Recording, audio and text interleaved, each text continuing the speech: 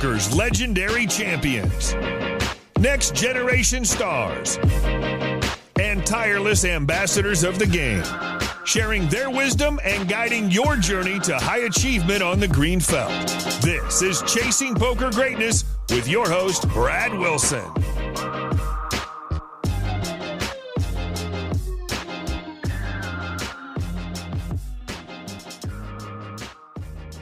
Yo, what is happening, my friend? This is your host, Brad Wilson, the founder of EnhanceYourEdge.com.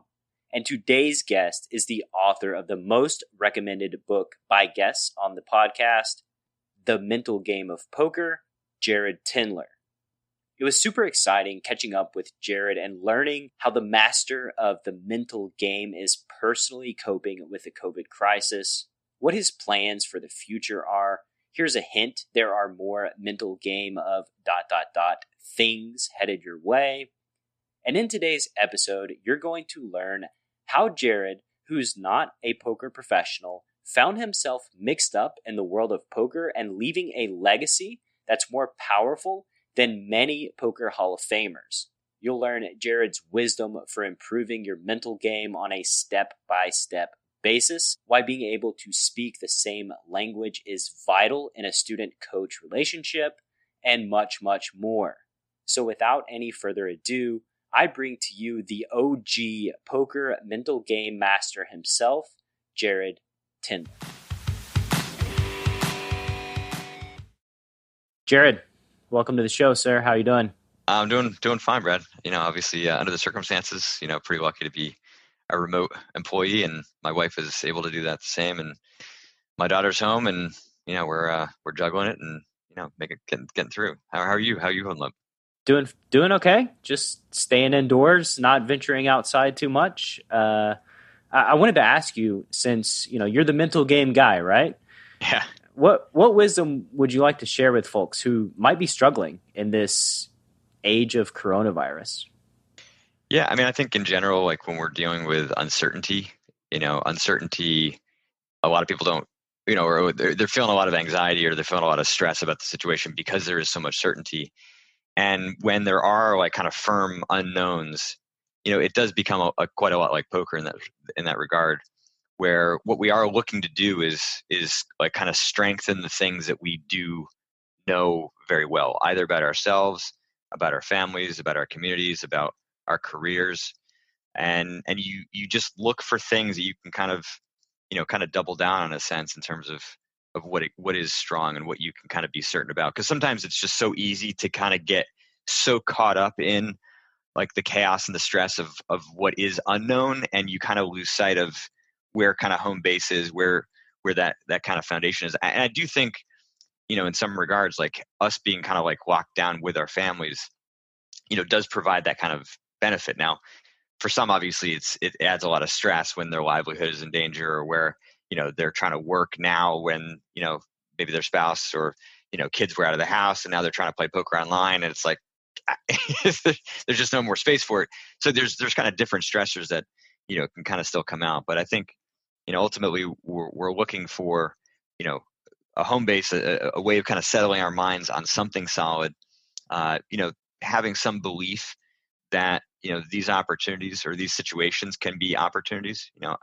I've been I tend to look to be more of an opportunist, right? I'm not necessarily like an optimist, right? Like opportunist, like it just, when there's situations that you just can't control, and this is in some respects can't get much bigger than that. You just have to find ways to see value in opportunities. Maybe that is getting to have a little bit extra time to study your game, or to study some opponents that you wanted to, or to do some projects.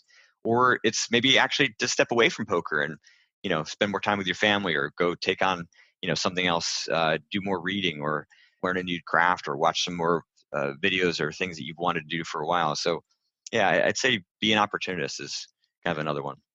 Yeah, I like that. And like every day I'm like, I'll be off Twitter for maybe 3 or 4 hours, and then I'm like, I wonder what's happening on Twitter, and I click it, and then my feed, there's just an avalanche of just name calling and negativity and blame throwing, and just almost immediately well, not immediately. Like immediately I start feeling bad. And then an hour later I log off and I'm like, why did I do this to myself again?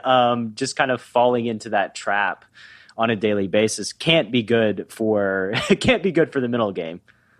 Yeah. It kind of sucks you in. You become, again, I think, that is evidence. And I'm not going to assume this just for you, but for most people too, where like you do want to know what's going on. There is a lot of information out there. It's a very fluid situation. Like, how is this affecting me? And, for me personally, like that was like last week was kind of like my chaos week. Like to me, I felt like I saw the writing on the wall really not clearly, but for like Monday, Tuesday, it was like, oh my God, this is really bad. I'm trying to like consume all this information so I could make informed decisions for me and my family. And then, I heard an interview on CNBC.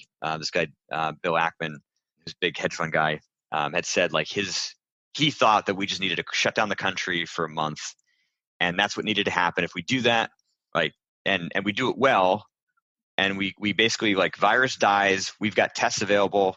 There's all this kind of logic, and it was like that just like kind of made it click for me. And I spent the next like kind of 6 hours or so, not sequentially, writing a change.org petition, right? Petition, Trump and the US government to shut down the country. Like, this is the way to go. And I was like firmly believing that was the case. And, like kind of going through that process was actually like really, really helpful for me, because it became a way to kind of like channel all the kind of chaos and all the thoughts that I had in a productive way. For me personally, like I learn a lot. Like writing is a really effective tool for me to get my thoughts out, to learn, to consolidate, what I was thinking, right or wrong. It just was helpful, so I think sometimes we have to kind of find ways, to kind of channel that energy in productive ways. And I think a lot of the times we are just like looking for some control. We're looking for something for our minds to settle on, and, just kind of getting sucked into the Twitter feeds, social media feeds, even the news. Like, my wife and I really have kind of backed off a lot on like watching the news now. Like, there's just not a lot of new, like really consequential things that are happening.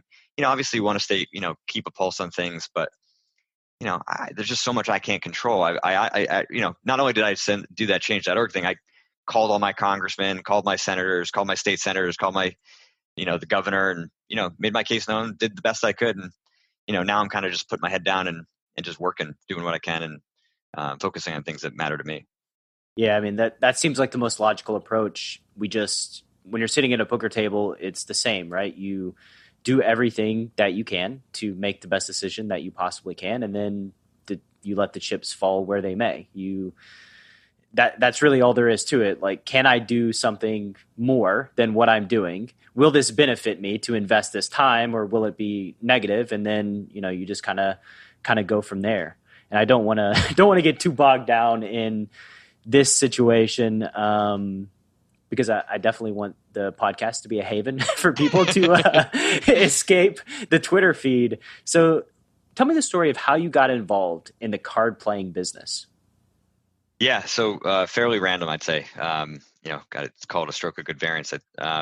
So back in 2005, I had finished my master's degree, finished getting 3,200 hours to get supervised to become a licensed therapist. Never intended to practice therapy, but wanted to learn those skills so that I could take that and bring it to golf. Because in the golf world at the time, sports psychology to me was just super, super basic. You're not confident, we're going to teach you to be confident. You're feeling too much pressure, we're going to teach you to relax. To me, it was kind of just like, on and off switches, just not really that comprehensive, and didn't work for me, as a collegiate golfer, and, one that was aspiring to play professional golf. So once in 2005 got all that, I literally quit my job and moved to Arizona and started my golf practice, working with some good junior golfers, one of which is actually on the now kind of like PGA Tour, AAA. It's called the Corn Ferry Tour now. Used to be called the web.com. Kind of crazy. 13 years later, he's there. But so some junior golfers, some semi-pros, and then kind of a bunch of avid amateurs. And it was funny because I don't know if you play golf, but golf for decades has said, it's a mental game. Bobby Jones back in like 1930 said, that the 5.5 inches between your ears is the most important thing. And yet, like, nobody wants to put their money where their mouth is. Like, they don't actually want to do the work. Most people don't. It's changed a little bit more with Tiger, but they just didn't want to put the work in. They would rather spend hours in the driving range. They'd rather buy new clubs. They'd rather get swing lessons that they're going to kind of half-ass. So, I really thought the golf industry was like kind of ripe for this, and it turns out it wasn't. But ironically, in poker, yeah, okay, you can. And this was in 2007 when I met Dusty Schmidt, the Leatherass. Leatherass. Thank you. Yeah, exactly. The online name Leatherass. He was a part owner in Stocks Poker and was producing content for them back in the day. And so that, like, you could, as a poker player, you can go and learn, from great players. Now, think like 12 years later, it's insane how much poker content is out there now. It's amazing. It's awesome. But if you're like, you can't like buy like a new set of clubs, as a poker player. Like, it's still just you making decisions. And if you know that consistently, what to do, but you're not actually executing on it, you can only look at yourself in the mirror and say, all right, something's got to change. And I think that motivation has really made it easy for me in 2008, after I worked with Dusty, to, have him, kind of want to bring me on and start producing content for Stocks Poker. And that really gave me a chance to build an audience and have a lot of interactions with people that were like way more committed to learning and developing their mental game than my experience was with golfers. So I was learning a ton, both about, the industry and also like really refining my program, and, did that for about, 2.5 years before started writing The Mental Game of Poker. And then once, like, ironically, like I said earlier, like, writing for me is a really useful tool. The actual writing of that book made me a significantly better coach, because it just took all the stuff that was kind of in my head that I was able to do naturally, kind of on the fly, with a client, and standardized it. And once I standardized it, then my mind just was like completely opened to being able to see this like whole new set of material that I could be focused on, and, kind of understanding things in a more nuanced way. And I'm sure a lot of, the audience has felt this too, when you learn some poker concepts, and like something like really clicks. It's like all of a sudden now, like, the game just like looks differently, and learning, becomes a whole lot easier, at least for that next phase. Why do you think poker players were more receptive to mental game training than golfers? I think the feedback in poker is so immediate, and the tilt is so high. Golfers are really unaware of how much luck there is in, and poker players understand, at least that, most of them, like, how much variance is involved, how much there is beyond their control, and how much they have to be able to control their emotions through that chaos. Golfers don't face what poker players do in terms of the amount of luck. Their amount of luck is much, much smaller. And so they can kind of like convince themselves that they don't have to get better at it because it doesn't happen that often. So it's like a rep issue. Poker players just face so many more reps of where they have to have awareness of their emotions on a daily basis than golfers. Exactly. Yeah. If it was like a standard part of the game where like you were going to get like 10 really bad breaks per round and you just had to eat it, or 10 like amazing breaks, almost like a video game. Like, you're going to like sprinkle, going to hit a drive, one day it's going to hit a sprinkler head and go out of bounds. Another day it's going to hit a sprinkler head and go in the hole for like a hole in one on a par 4, like insane amounts of variance. If they had to do that on a regular basis, 100% they would have been as motivated to work with me, because the degree to which those situations would have caused them to either become overconfident and just, kind of wind tilt, as a lot of people say, or the opposite, and, just drive themselves insane. It's interesting, having coached a lot of guys playing poker, more on the, the playing aspect, the tactical, fundamental aspect of the game. The one thing that I find that's just common among all poker players, regardless of level of success, is the mental game is there, and the mental game is an issue, and every single person deals with it. Just, I've mentioned a few times in my interviews, Phil Galfond gets crushed in the Galfond Challenge. He's stuck $900K, and he's got to take time off, right? Because he feels emotionally compromised. The same now for Vini Vidi, who has gotten crushed the other direction, and now he's taking time off because he realizes that he's emotionally compromised. So, like, if it's happening at these levels, with guys who have, I know Phil, I don't know if you've worked with Phil. I'm pretty sure Phil's worked extensively with Elliott Rowe, but like these guys who are seeking out folks like yourself, like Elliott, and are still struggling, it happens at the smaller levels, and it's just completely pervasive, right? 100%. I mean, to me, it's impossible to not have weakness as a poker player just tactically, which means that it's impossible not to have weakness mentally. Now, question is like, how strong are your weaknesses? That is what is oftentimes the separator between the best in the world and even those that are close to it. Because at their very best, we take Phil and maybe somebody else kind of just a step below him. At their very best, they might actually be the same. Phil might even be a slight dog. But the question is like, at their worst, how strong are they? Or in their B game, how strong are they? When things are slightly off, how strong are they? The example I use a lot with is Tiger Woods during his heyday. He made something like he didn't miss a cut for like 7 years, which, if you know golf, is insane, because invariably in a couple times during the year, you're going to get on like what's called like the bad wave. So what happens is Thursday morning, guys tee off, and then there's a morning wave, and then they will tee off Friday afternoon. And then if you tee off Thursday afternoon, you're going to tee off Friday morning. So invariably, like the morning or afternoon wave, somebody's going to get fucked. Somebody's going to get screwed. And so it might be like the conditions will change. Just right? the conditions will change. Thursday morning, just perfect weather. And then Friday afternoon, just perfect again. No wind, no rain, whereas Thursday afternoon to Friday morning, it's just like this like steady rain where they're not going to cancel it. Everybody plays through. The course is just in, different conditions. It could be like a 3 or 4 shot difference between those two waves. And if you're in the bad wave, you're just missing cuts. And so the number of times where like that just didn't matter to Tiger. It didn't matter. He was essentially spotting the field 4 or 5 shots and still, finishing the top 5 by the end of the week. Now, Tiger at his very best at that time was maybe like a 1/10 of a shot or a 1/4 of a shot better than like the other top 20 players in the world when everybody was playing at their best. But he was easily 2 shots better than all of them when they were at their worst. And that's the difference. So yeah, everybody has mental game weakness, not because they're flawed in like a negative way, but in just a very practical way, in that we are human. It means we're constantly learning. So if you're constantly learning, it means that there's relative weakness that has to be there. Absolutely. And I think there's a Chip Reese quote that said that, he said that there are players that have better A games than him. And the difference is like his A game and D game is not that much different, but their A game and D game is like a monumental difference, right? Which allowed him to perform consistently at the highest stakes over a long period of time.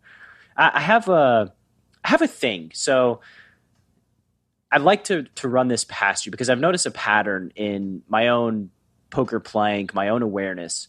So when I'm playing cards, I am typically a high intensity player, right? I can go for 2 to 3 hours and then I feel kind of worn down. I need rejuvenation, need to get away, and then I need to come back.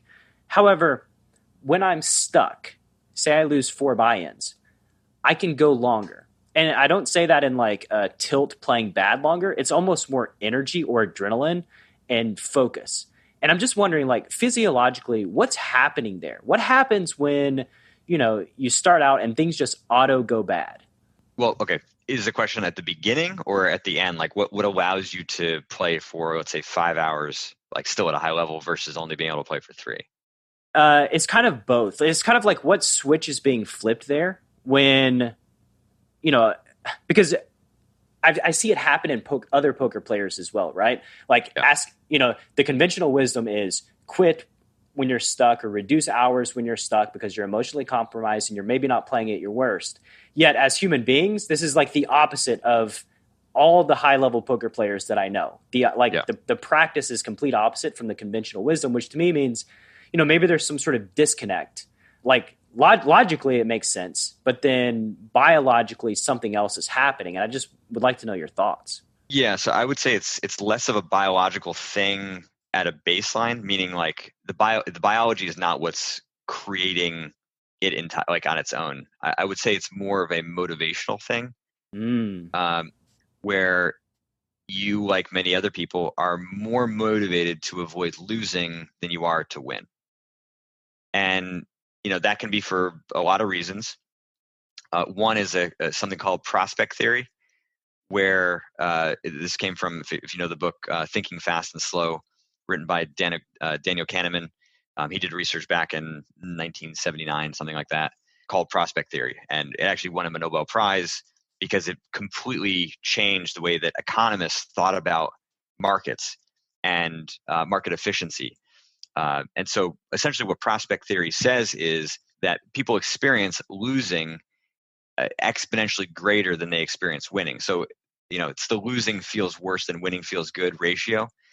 So like the reward of winning, which is partially for some players why they're not motivated to put in long hours, because the added benefit of winning a couple more buy-ins to push you to play another couple hours when you're actually playing well, when the tables are good, is actually quite a lot lower than the added benefit of reducing the loss would come on those days when you're stuck.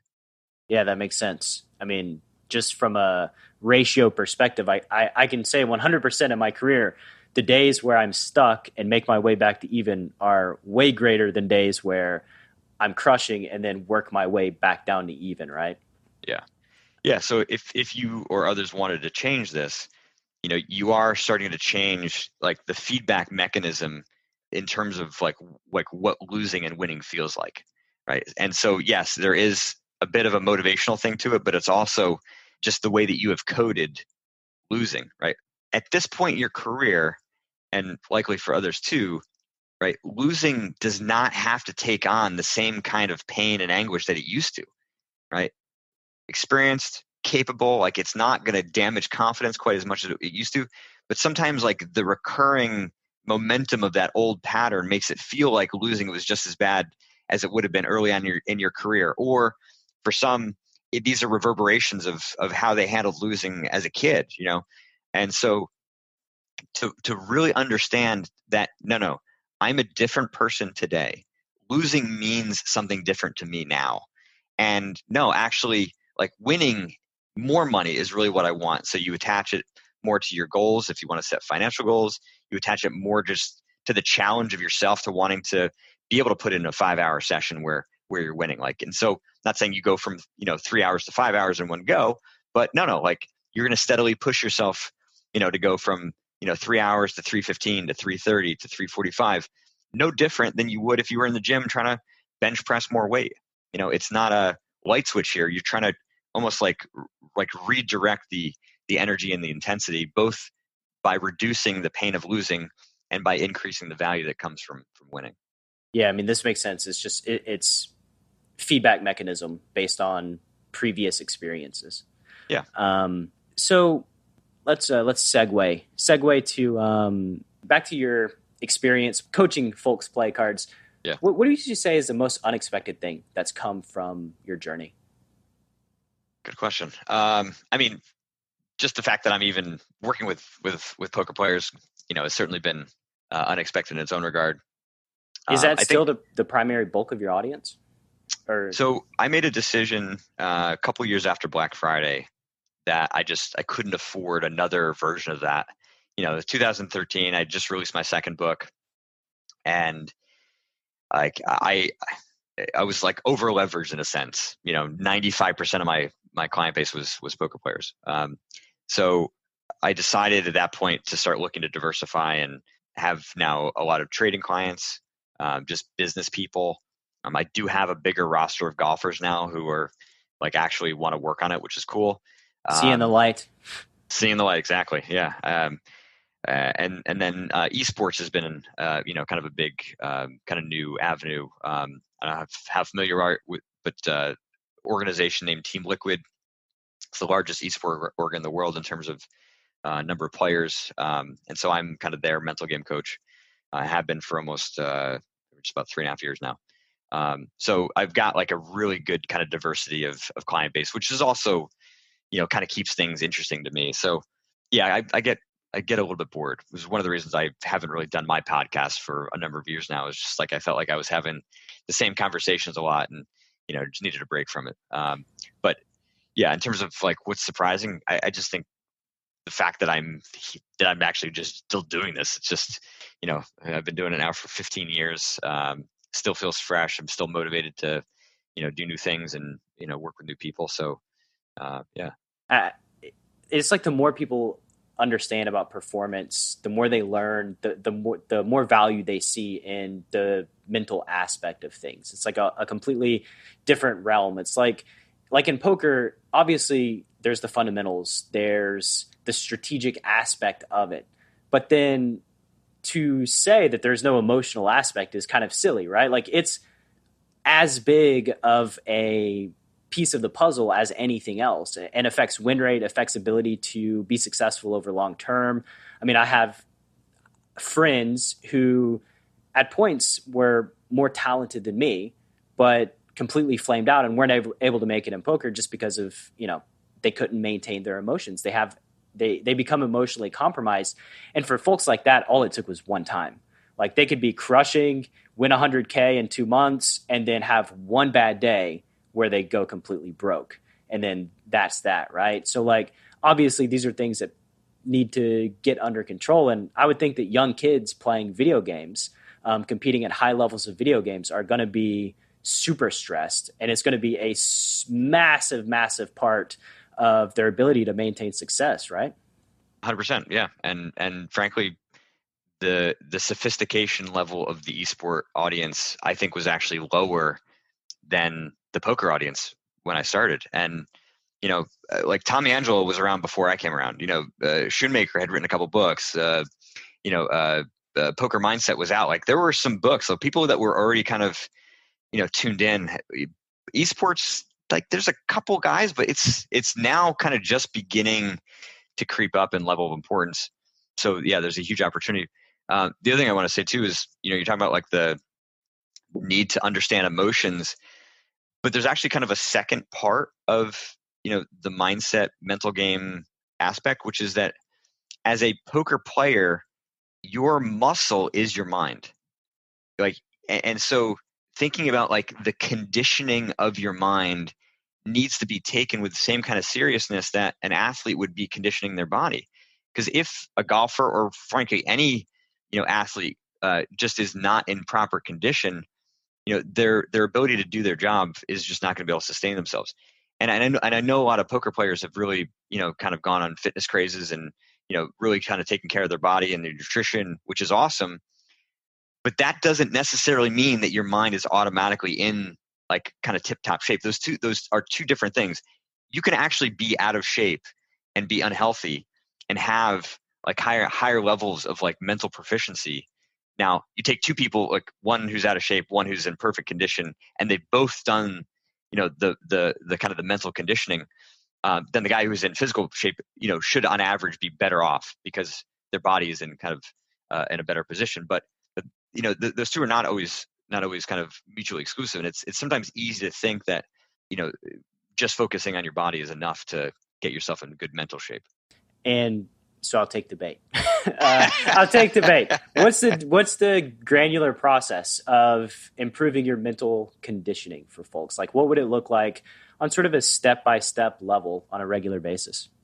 I mean, you at the most basic thing is to look at your decision-making process like it is your technique, right? Like it's a pitcher and the way that they hold the ball and their arm rotates and they push off the mound, or a batter in their swing, or a golfer in their swing, a swimmer in their strokes. Like every athlete has technique. Every poker player, or any like mental athlete, whether you're a trader or you're an esport athlete, there is a mental process that your brain goes through to make decisions. And if you don't understand firmly how your mind actually makes decisions, then you don't have the ability to actually do it reliably or improve upon it. Now, you don't have to do this in order to get better as a poker player, right? Your knowledge base keeps widening and getting better, and invariably your decision-making process is going to, change along with it. But there are instances where decision-making processes break down because of fatigue, because of small changes in the action, because players come in and out of tables, whether you're online or live. And your mind just can get a little bit kind of weak. And in those weaknesses, that's where emotion can come in and become a more consequential factor. But if you are, like, let's say, cleanly understanding what your decision-making process is, you're actively working on training it, improving upon it, making it stronger, you actually can stop a lot of those mental game issues from showing up. Because as we said earlier, nobody's perfect. Okay, so tilt or frustration or fear or confidence issues, whatever might pop up that may cause problems for you, you don't have to always go directly to that stuff to make progress, right? Obviously, I would advocate for that to occur, as a secondary thing, or for some as a primary thing, but just improving your decision-making process is the easiest way to begin getting better at. Now, how do you actually do that? In my experience, there are kind of two main ways that players make decisions. One is that they have a very structured, linear, kind of step-by-step process where they're, let's say, thinking about 7 or 8 different factors in every hand, some of which, those factors they may consider very, very quickly, or some of those steps they may go through very, very quickly because it's quite obvious. But they are going through it in a fairly standardized way. The other kind of predominant one is one that you kind of more typically associate with like field players, where it's a much more kind of tailored to the hand kind of decision-making process, where they think about, these 8 factors, they go through those 8 steps, but they're going to happen in a fairly, specific way to that hand or to that spot, to that situation. And so what you want to do is decide what camp you're in, and then make sure that you are firmly aware of all of either the steps or the factors that you are considering when you are making optimal decisions right now. And that might take a little bit of study. You might have to actually pay attention to your decision-making process over the next, week or so. You might have to, for some part of the session, like take a table off or do like a half-hour warm-up where you're actually just like thinking about how you make decisions. Maybe you should talk your decisions out loud. I know, guys making videos oftentimes say that they learn a lot when they're doing that because it forces them to really, really be able to see exactly kind of how they're thinking.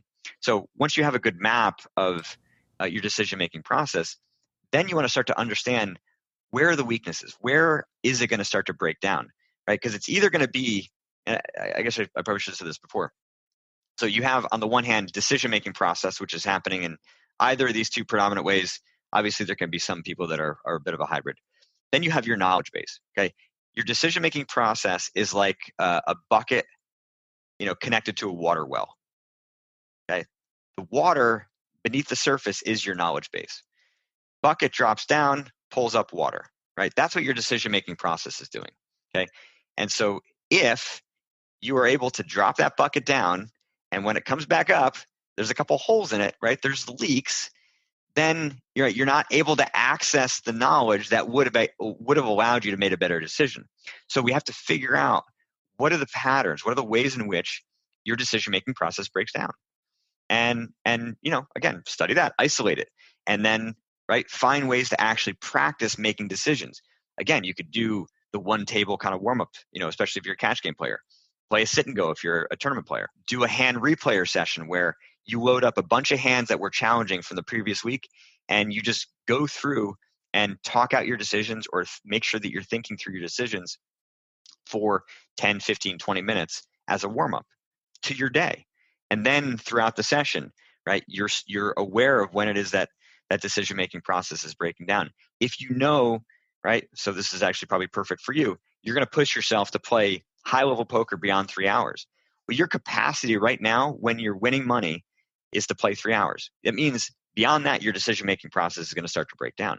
So in that 15 minutes where you're going to push yourself, you've got next to you your reminders for what it looks like, and you are working hard to maintain that technique in that space where it gets more difficult, or when you can feel yourself getting more frustrated or bored, whatever the situation is where those weaknesses, those leaks are going to start to come out, you are pushing yourself hard to maintain that strength in that process. So it's creating an awareness of the leak. I love the visual there, by the way, of the bucket. That's I'm sure you just came up with that on the spot. No, it's yeah. No, I'm joking. In the second book. Yeah. it's a great visual and it makes sense just in a lot of ways. And I think there are a lot of people out there who can, they can relate to the bucket going down in the water and it not just being two holes, it being like, just a shotgun shot through the bottom there and everything's falling out. Yep. So I had a conversation with Matt Hunt, who is a coach with Solve for Why and Poker Detox. And he was talking, he's a language guy. He's like a linguistic. And he was talking about this link between language and learning in poker and how poker is a math-based game. But then when you're teaching people verbally. So it's very important to get the language correct and efficient so that people can understand. What language would you suggest for folks to use when they're granularly writing down like their thought process, right? Like how do you construct this on like a step-by-step basis? Yeah. So I think you said it at first, it's building awareness is always the first step. You got to use your own language in order for it to really have potency, to have strength behind it. If you're using what you think you should be saying or what you should be doing at that time, like there's a mismatch. So, some people have their decision-making process formed as questions. What is his range here? How does it interact with my range? Yeah, this is me. It's all question-based. Okay. Yeah. So there you go. So question-based. Others, it's much more factor-based. Others, it's more kind of mistake-based. In this situation, this guy tends to do X. In this situation, I tend to do X. How am I going to, how does this board texture, interact with my, my combos, which I guess is still framed as a question, but, it's the factor would be, just the interaction with my hand range and board texture, and so you're just kind of thinking about that, not necessarily in a question-based way, but more in like a factual-based way. So look, the cool thing about poker is that it does attract a wide variety of people and those who are not very good at math. And so everybody does have their own ways of speaking and thinking and reacting and learning and understanding. So yeah, it's being aware of how it is that you make decisions. And then once you have that awareness, then it comes down to training and improving where those leaks are or shotgun holes are. Right. It's and there's also priority too, like in my mind, a priority as to the process, which step in the process is more relevant at any given time. And a lot of times when I'm coaching students, this is one of the pitfalls they fall into is they give a higher priority on some decision points to information that's not exactly pivotal, like it's lower on the hierarchy. So just being able to really figure out what's at the top of the hierarchy in given moments is just a major part of the decision-making process. And I would add a major part of what coaches offer. I think, not necessarily a plug for you per se, but like the coaching industry as a whole. Sometimes people don't always understand the value of coaching, but very often it is simply getting somebody to focus on what is of highest priority, period, right? Clients come to me and they just dump a bunch of stuff in their questionnaire and, they're doing that because they can't see the forest for the trees. They don't know what actually matters when, what good coaches really do is get people to stop paying attention to a lot of stuff and get them to zero in on what does matter. And sometimes you add no value other than that, and you've done all that you needed to do for that particular person. Being able to focus on what matters is an art and a skill in its own right. Yeah, it's interesting because I did a session a few days ago with a guy who, he's a great guy. I like him a lot. And he records a video and then we go through his video, right? And he's like, well, the first important hand comes up at the 4-minute timestamp. And I'm like, no, let's start at the beginning, right? Like, I know that, this is expensive and you may think it's a waste of your time, but like, let's start at the information gathering process at the beginning. And so we start at the beginning and quickly I realized that, there's a player who's very passive and they're limping in, right? This is typically a recreational player, not prone to aggression, and he's playing on a site that allows no HUD or something like that. So you need notes. You need to take good notes about the information and the data. And then I noticed that, bring it to his attention, and then maybe 10 minutes in, there's a hand where he gets stacked where that same player opens under the gun with king, queen off to like 4x, and somebody calls on the button, and then he decides to squeeze with king, queen off. And I'm like, okay, so like, if we wouldn't have watched that first 3 minutes, I would never have known this player's super passive. Now I see like you're attacking somebody who's just got you crushed. And this is a spot where you're just going to get killed. Like you're just lighting money on fire, right? So like some of the issues that folks have are outside of their awareness, and they want to come to you in like the big spots. And they're like, how do I improve this? I'm like, well, it's all cumulative. Like we have to start at the beginning in order to resolve these other issues. So like just finding out the leaks, the holes that people are unaware of is a major, major part of coaching.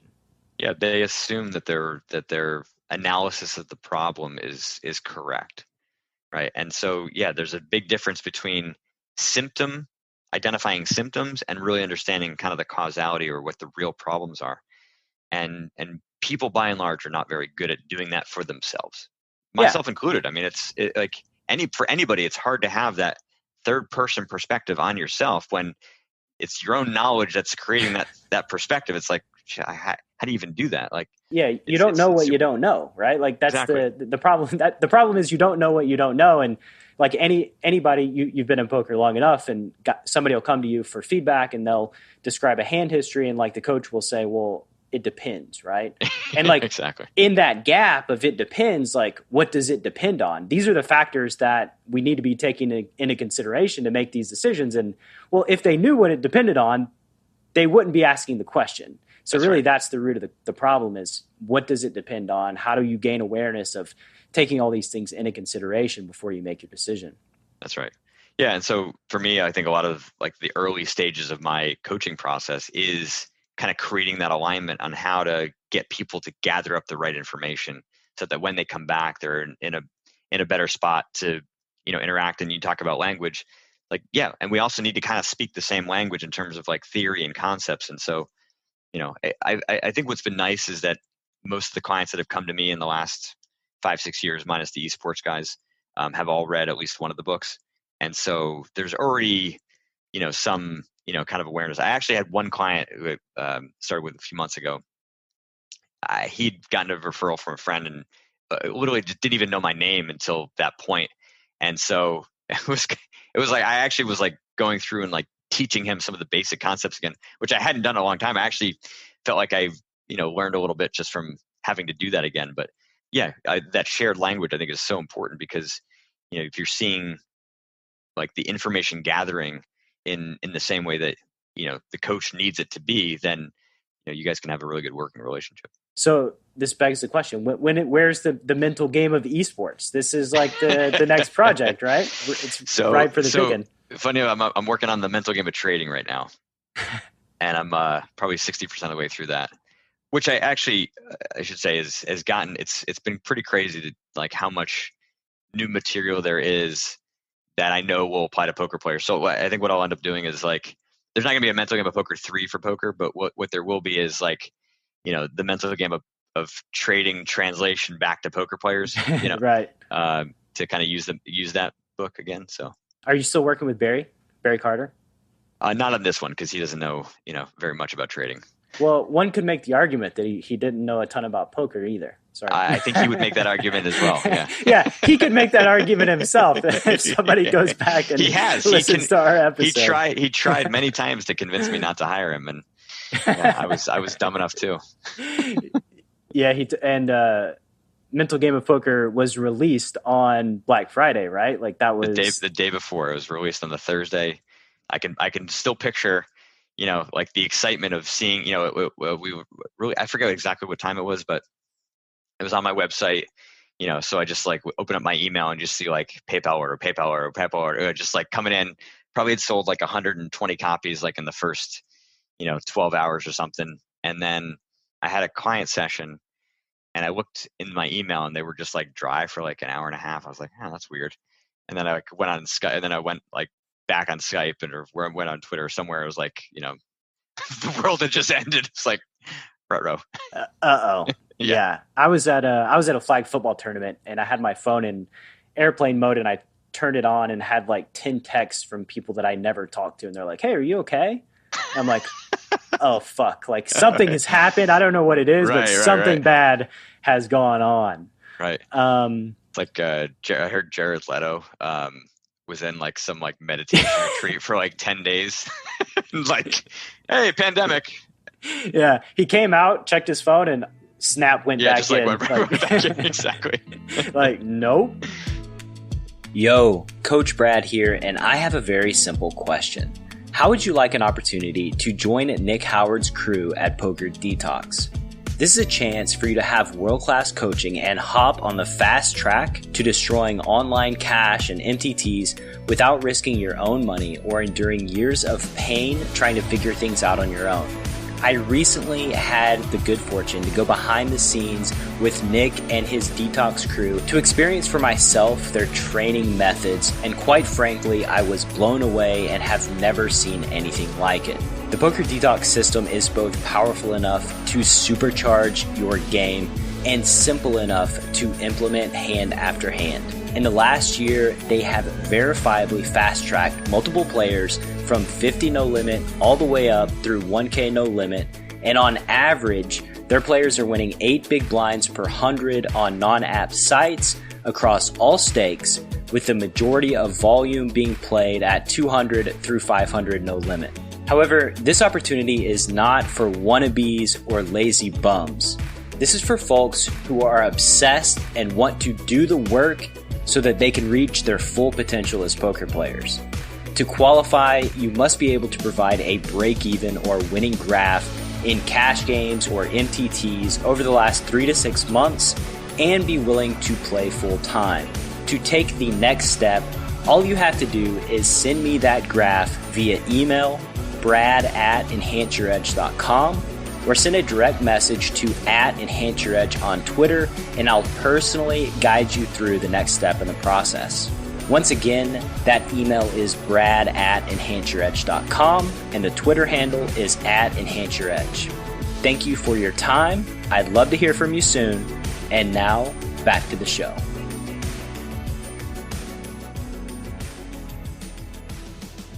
What are some of the differences that you've seen in how pros navigate through the mental game versus the recreational type players?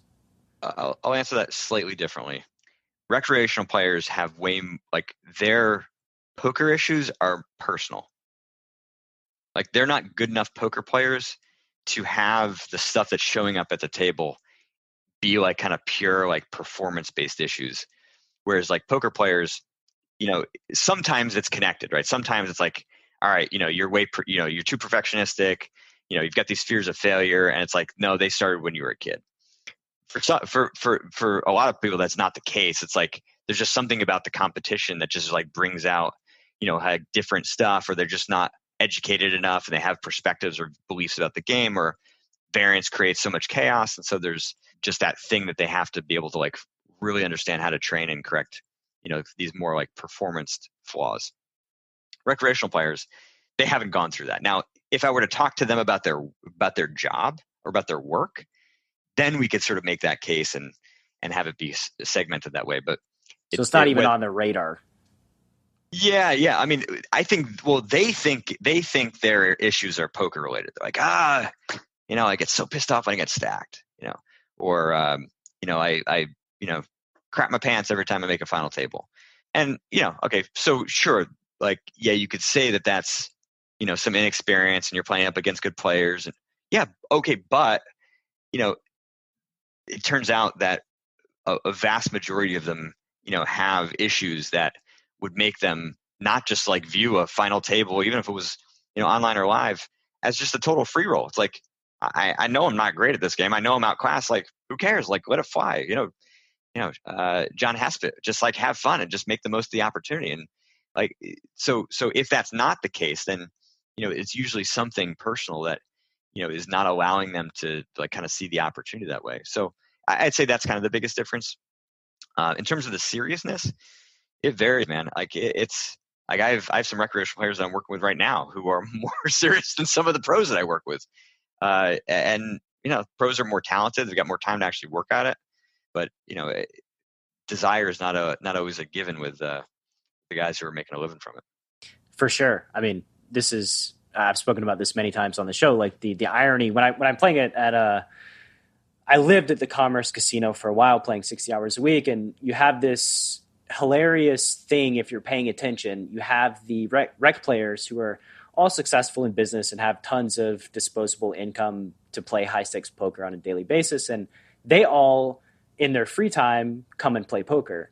And then the pros at the same table in their free time, like all they want to do is start their own business or get away from poker in some way, right? Like, so it's just like two people who it's just a hilarious image in my mind of one, the pro wants to get out and start a business. The businessman wants to sit down and play poker for the rest of their life.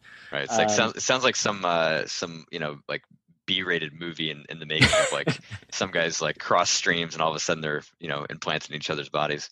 Right. Yeah. And then at the end they realize like, oh, it's an issue with myself. It's not, it's an issue with my own goals. Exactly. The parent trap for poker players. We'll call it exactly. That. Yeah. We'll call it the poker trap. Poker trap. Actually, no, it's not. It's Freaky Friday. That's the one. Freaky Friday is the. There's been so many of them. There's like, what was it? I guess Big wasn't that, but it sort of was. Freaky Friday. There was one with my wife and I just watched. Jennifer Garner, was she in one that? I think that was. This is embarrassing that I know it. I have a wife, so that's the only 13 going on 30. Then, damn it, it was just one with Jason Bateman and Ryan Gosling. Not Ryan Gosling, Ryan, one of those Ryans. Yeah, that was. Anyway, yeah, plenty of movies that way. Yeah. So when you think about joy in your career helping poker players, what's the first memory that comes to mind? I have, I'd say like kind of, a few moments with clients that have said like, wouldn't be here without you, learned so much, I'd say most of that is like on the personal side, like having people have a lot of success, win bracelets, win major titles, make a lot of money, obviously is life-changing for some, but when, can help somebody in their marriage or just become better people and stop smoking or lose weight or, some of the stuff that really like, I'm not saying the money doesn't change their life, doesn't say the accomplishments don't change their life, but, the personal stuff I think is kind of more of the tugs at your heart a little bit more. The money and the titles is the excitement. Like that's the fun. That's like the competitor in me that likes to be kind of on a winning team. But yeah, like the joy and the stuff that keeps me motivated is more on the personal side, which is ironic because I end up not necessarily working the majority of the time on that personal stuff, but it just always kind of bleeds. I really think that like there is a model for like therapy in the future to work with men predominantly like in this exact same way. Cause like it just like, even though I said before that like there are these performance issues that, can be like completely isolated, kind of within poker, you are generally getting more aware of yourself. You're studying yourself, and that action then oftentimes leads you to then be kind of curious on a personal side, to then kind of be woken up to some issues that you might want to work on there too. Or what has happened with a lot of players that I've worked with for a long time, like 5, 6, 8 years, where, I'm not saying we're working like weekly, but like they'll come back and all of a sudden, some of their poker issues at that point now become personal, right? They've worked through all the poker stuff. Now the personal stuff is kind of bubbling to the surface and it's affecting them because they've been so successful and now they've kind of lost their way a little bit. And it's like, okay. So my point is that having a very kind of contained environment with which you are driven for success, you're driven to achieve goals and driven to like correct anything that kind of stands in your way, forces you to look at the ways in which you're standing in your own way. And if you do that, then invariably it's going to have some ripple effect into your personal life. And yeah, I just think it's like a no-brainer. And my prediction is in the next 15, 20 years, like businesses are going to have mental game coaches, not on staff per se, but like it will be a thing where like just the operational effectiveness of a business will be so much greater. There's going to put so much greater importance on kind of the psychological development of their employees And then, yeah, it's just going to like kind of gamify business in a sense, more so Yeah. than it already is. I mean, it stands to reason that the happier folks are in their personal life, the more productive they're going to be in their professional lives, right? Like, and also stands to reason that the more awareness people gain of their emotions, the more awareness they have of, the mental game of whatever it is they're doing, that they'll say, hey, how does this affect my marriage? How is my mental game affecting my marriage? How is it affecting my relationship with my kids, with my friends, all of these things? So yeah, it makes sense that they're tools that are multi-purpose that they're learning in all avenues of life. Exactly. Yep. When you think about, I have the opposite question now. Like when you think about pain in your career helping poker players, what's the first memory that comes to mind? Probably like the one or two who I just could tell that there was like train wrecks coming, but I couldn't stop or control. Clients that just were not a good fit. And this was like early in my career and didn't have, a great ability at that point to, have a consult at the start and like really be able to identify, people that like firmly had a gambling problem that, was kind of beyond my expertise. I don't know how all those situations panned out. I wasn't kind of privy to that, but I, certainly didn't leave a good taste in my mouth. Yeah, I'd say I have beyond a guess. that, I have a guess that they probably didn't turn out super well. I mean, the odds are certainly in that direction. Yeah. Yeah, it's too bad, and they're just, with clients that I've had coaching folks. I mean, you can just tell, like you can tell, or I can tell pretty quickly from like a fundamental poker standpoint if this person's going to be able to be successful or if they're not. Right. And it's always a hard conversation telling somebody, like, especially if like poker is their dream or it's their highest aspiration, that, man, you're going down a path that's going to lead you to suffering, that's going to lead you to pain. And I don't see how you can cross the threshold, right? Like this is it's probably the hardest thing as a coach that you have to do. It's obviously against the best interest of me as far as like them paying me for more coaching. Like Sure. I would accept the money forever and just, let you live under the pretense that you're able to make it. But some people, they just aren't able to grasp it and aren't able to make it. And it's hard. There's very few people that are able to be successful at poker. It's a top 3% of folks, just like, in the golfing world, right? Like very few people Far less are than that. right. Very few people are able to make it, Yeah. Yeah. All right, let's do lightning round. Okay. And lightning, it's not a hard lightning round. Okay. Lightning round ends up being long form content in and of itself. But if you could gift all poker players one book to read, what would it be and why? And this is the test as far as shameless plugs go too. Before you answer, I will say that obviously I don't care about if you plug your books, but many poker players, Mental Game of Poker has been the most cited book with this question over time, by the way. That's awesome. That's really cool to hear. So we'll just stick with the trend then. I don't want to, no. There's a book called The Invisible Gorilla that is all about like illusions in life. And it's really, really well written. It's fast paced, it's punchy, it's full of research. And yeah, I'd say that would be the one. And the reasoning is mostly it's because it's a book that most people probably haven't heard about that they need to. Yeah, I haven't heard about it. Is it like the gorilla on your back? Is like that the? No. You ever see the video of these like 8 kids playing basketball? Yeah. Where the gorilla's in the background and you don't notice it. Exactly. He not even background. He walks through the middle of the circle, and 50% of people don't even see that he's there because they're so focused. And so the book was written by the guys that did that research. And so the gorilla represents the hidden illusions, that we sort of think about in our day-to-day lives. Illusion of control is certainly one.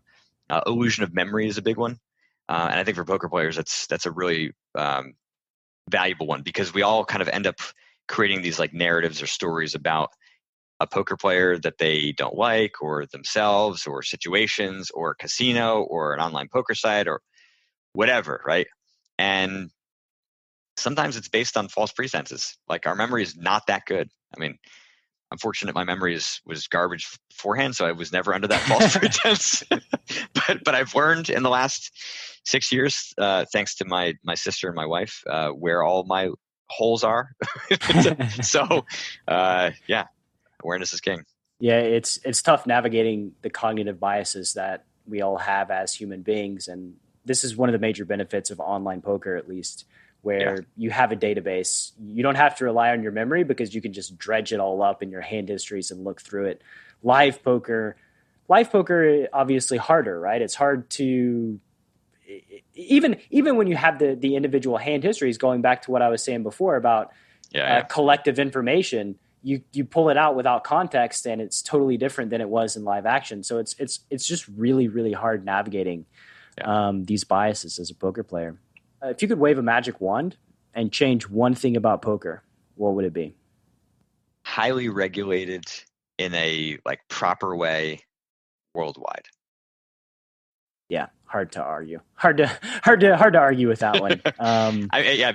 There's no other industry that has cried for regulation more so than the online poker world. It's insane in its own right. And yeah, I mean, if you had reputable poker sites operating around the world, all with their own different kind of ecosystems and ways that they wanted to create their businesses, I mean, it would be not, I don't think just great for poker. I mean, I genuinely think that it would be great for like the economy as a whole, like just like the tax revenue that is just being like kind of wasted in the US is just insane to me. So yeah, because there are platforms that exist that I assume are not paying taxes, that are collecting rake, like everybody. Like poker stars on the Isle of Man, they are beholden to nobody except they're sort of UK overlords, but I mean I can't imagine they're paying tax.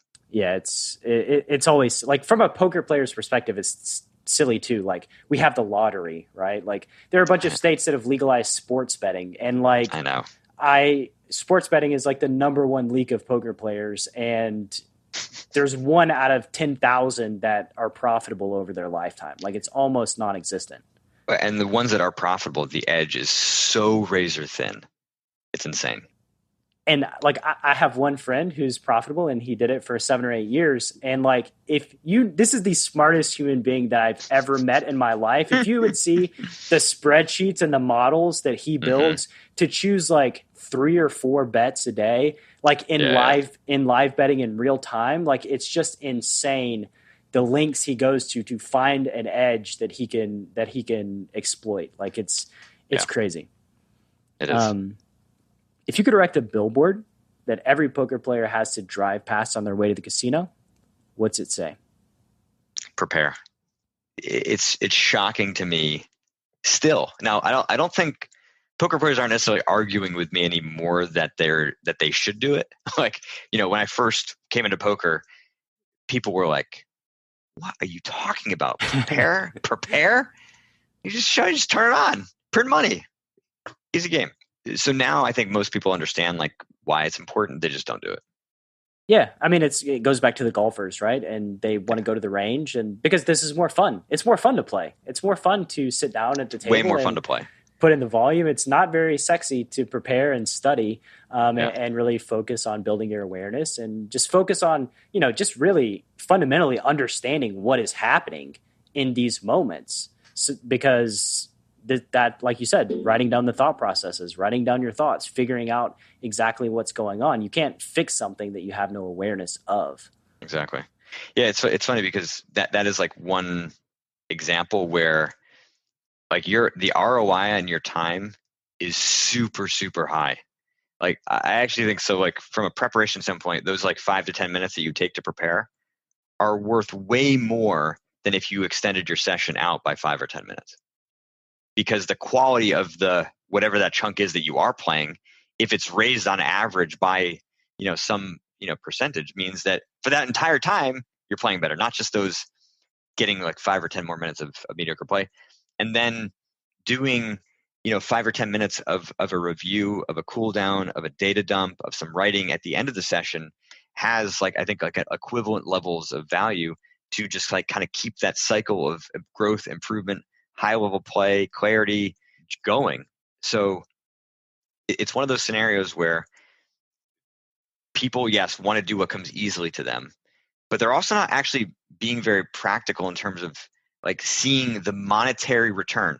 Because yes, it is more fun to play, but it's also viewed as like, well, I'm not getting paid for this time, right? And obviously, you know this very well, that like you think about the studying and how valuable studying is and how much that obviously then pays off, no different than an athlete going and practicing and working out and improving their conditioning. It's like, well, 5 or 10 minutes. How simple is it to make everything a little bit easier, a little bit better? These like intangible things that are just hard to see and hard to quantify, I think people struggle with. Yeah. Just in a big way. They, like you said, they're too far in the forest to see the trees, to see the gains that would happen. Do you have any projects you're working on that are near and dear to your heart? Yeah. So, I mean, the mental game trading is a big one. I think, I as I said before, I learned a lot from going through that process, like to the point where, if I actually didn't release the book, the time that I spent working on it would still be valuable. Wow. Because of how much I've learned. Obviously, I'm not going to do that, but so that's one. Unfortunately, what I've realized is that I can't really multitask big projects while maintaining my client base and a family. So that's like kind of the big one. I started working on this focus course, which I think is going to be really, really good when it comes out. But it's kind of shelved right now. And then I have some mainstream kind of non-poker, non-performance based or non-specific based, kind of books in mind. So this focus course is going to be like a digital linear type of deal. Yeah, it was intended to be like a video course.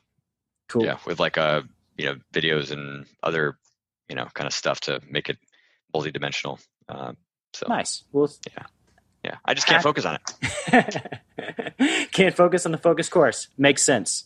Yeah, exactly. Buy it right now. No. So, final question: where can the Chasing Poker Greatness audience find you on the World Wide Web? Go to my website, jaredtendlerpoker.com. Follow me on Twitter, fairly active, and certainly respond to questions when people pose them to me, at Jared Tendler.